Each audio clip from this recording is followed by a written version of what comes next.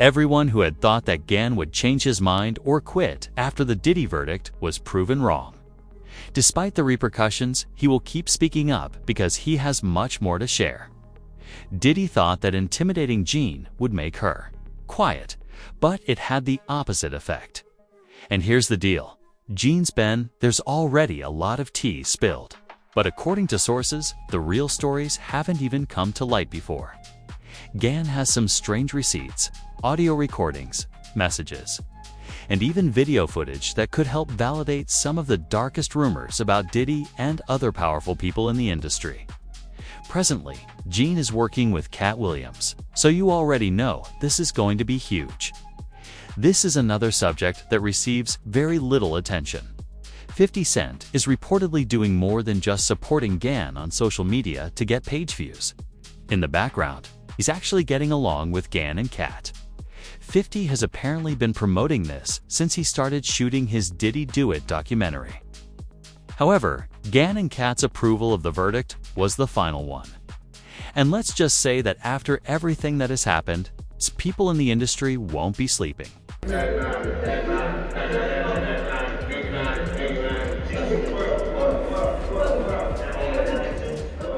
Fans found footage of Juice WRLD alive.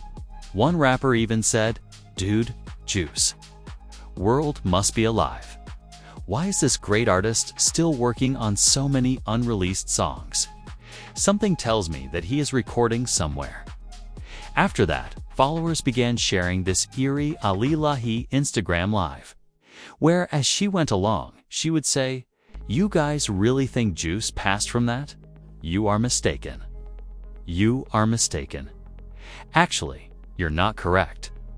You people don't even possess knowledge." As a result, fans believe that footage of Juice WRLD was taken recently.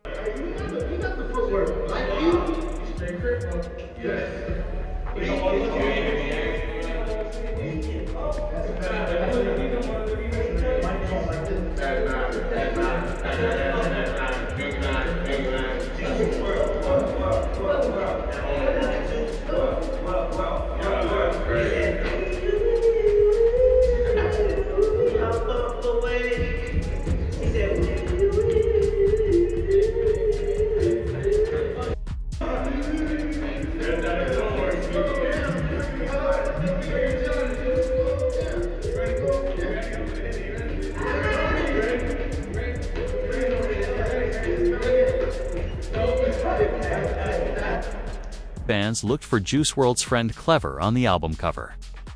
Looking at the initial letter of each song, you can see that Clever is not only on the album, but also smells like Juice WRLD. Alive is the album's final track. When you examine the official police records pertaining to Juice's death, however, you start to notice the holes in the story. On December 8, 2019, Juice WRLD, his filmmaker, security, and girlfriend Ally boarded a private aircraft and headed into Chicago. When Juice WRLD's friends boarded the plane, which had been delayed by around an hour, they felt unusual. Weird, the stewardess lady was acting weird, and I just felt something off. I got up to like, yo, we should leave. You know what I mean? I got up to walk to the door and then like, to see if the cars were still there, and I'm like, because I was gonna be like, yo, let's just go off this plane right now. Like, according to security footage, the pilot was the first person on board. He put aside his own lunch and his bags so that Juice WRLD and his team could arrive. When they got there and began getting on board, the pilot noticed a strong smell of drugs. His plan was to wait for Juice WRLD and the others to board the private jet, then get out of the plane, call the police, and set up a huge tip on Juice WRLD. The federal authorities would tell the pilot to continue the flight as scheduled. Several illegal things were present, much like on the VIP flight. 70 pounds of vacuum-sealed extracurricular items were packed into a piece of luggage. Many, including Alilahi herself, held the pilot responsible for Juice WRLD's tragedy after it was found that her handbag contained multiple illegal items and 2 firearms with large capacity. Magazine lost 2 of the most important people in my life because of snitching. Everything about the flight was going as planned. However, it was prior to being able to switch your phone out. of airplane mode after you arrived in Chicago. When the airplane was around 5 minutes away, Juice's team would begin receiving. It was normal and everything was fine. And once we started getting closer to Chicago and we started getting service on our phones, our security guard, Hen, texted the group chat and was basically like, cops are here. And they have. At this time, everyone would begin to panic. Juice WRLD would eat items from Alila's pocketbook in the process.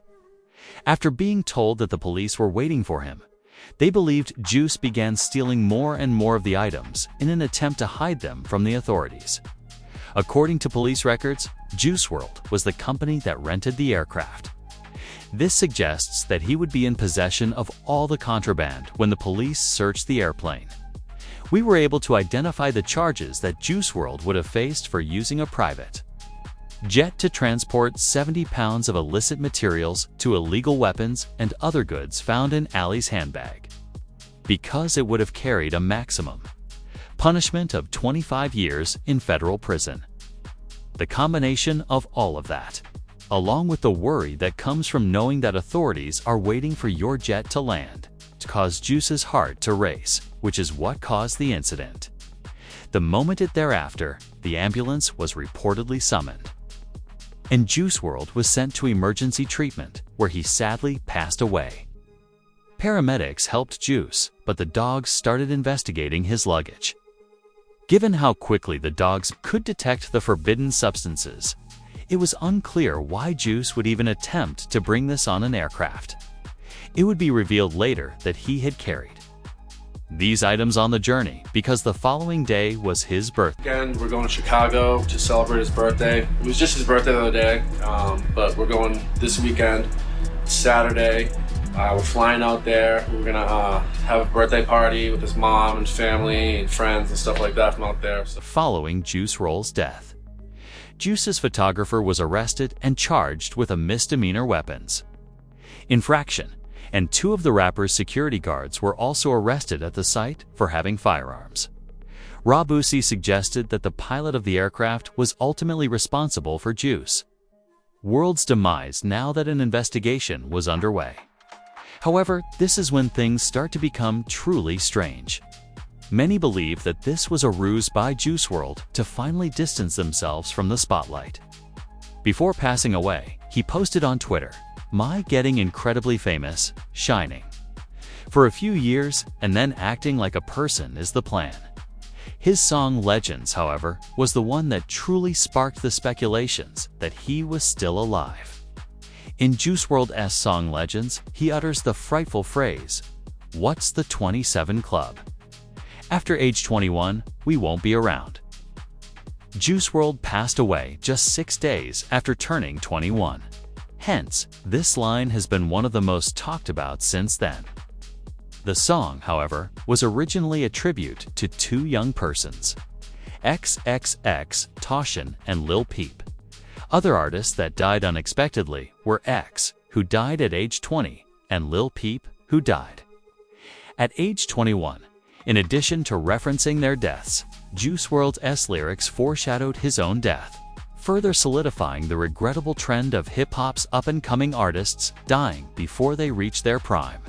However, the red flags had already been raised when Juice WRLD published an interview with a man named Adam Bomb that was taken off the internet.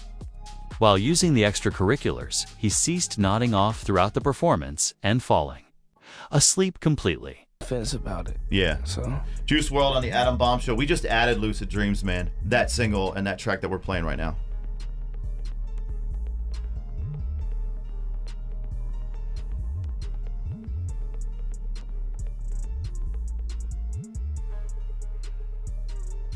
Hey, give me a little bit one on Lucid. Allow me to clarify why Juice's John Lennon-related songs are the most eerie. He ends his song All Girls Are the Same with the words, "I'm a jealous boy who really feels like John Lennon." Juice WRLD died on December 8, 2019, which may seem like simply another name drop at first, but a closer look reveals something really strange. It was the same day that John Lennon died, on December 8, 1980, just 39 years ago. By itself, that garners a lot of admirers. Think about it for a moment, whether it was a coincidence or anything more. Juice WRLD didn't mention John Lennon at random though. His words, "I felt like him," employ the expression envious boy. He was talking about emotional issues or feelings he was struggling with, which is something John Lennon also suffered with and talked about in his own songs. There are also many who point out that both musicians were famous for their unique musical styles and for speaking out against the status quo. They were also both fairly young when they died. Lennon was 40 and Juice WRLD was just 21. The connection? Between the words, the date, and the emotions in their music, however, suggests that Juice WRLD might have considered himself the next John Lennon. On the other hand, a lot of people thought it was odd how rappers handled Juice's death.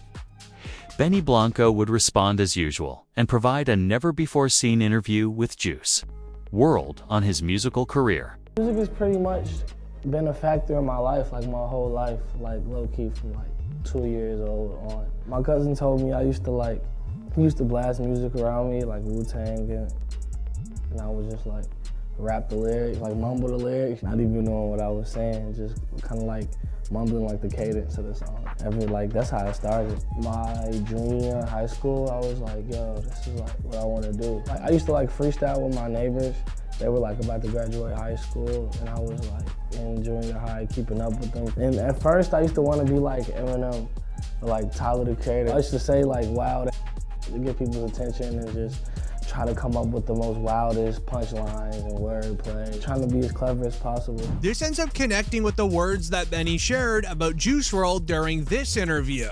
He goes in and does the entire song from start to finish, the whole song, the entire thing.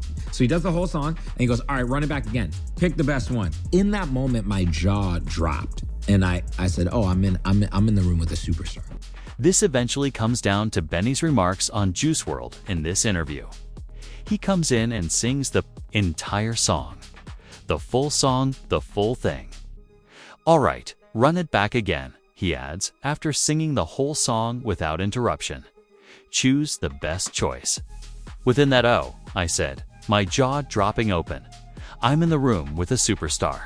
However, Eminem's inclusion on the lead single of his most recent album was essential for Juice WRLD.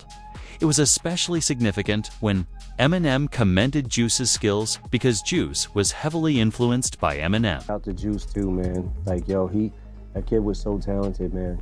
He, like, his freestyle he did on Westwood where he rapped for an hour, like, what the? That's the that we used to try to do at the hip-hop shop. Since he wouldn't stop there, Eminem would go on to talk. To be so young, he like mastered that so quickly. Like his potential was so off the chart. Lil D's comments would also emphasize Juice WRLD's expertise. Who the best freestyle I've ever seen is? Yeah. Juice WRLD. Have you ever seen his freestyles? Yeah. They're never ending. Like, you can do it for like an hour. And he makes total sense the entire time and is actually really like good, like intricate flow patterns. Like to me, he was the best freestyle I've ever seen. Juice WRLD's longtime pal G Herbo would then even address. I don't know, that was my real little brother, bro. So it's like, man, I don't know. We still, we dealing with that day, to be honest, man. It's still, of course, I'm not even gonna say I don't think it ain't even been a day he ain't crossed my mind in some form or fashion, you know what I'm saying? Malone's share should not be posted. I'm necessarily close with him, but I got to speak to him, a couple times, and just the sweetest guy. And Called Dashi69.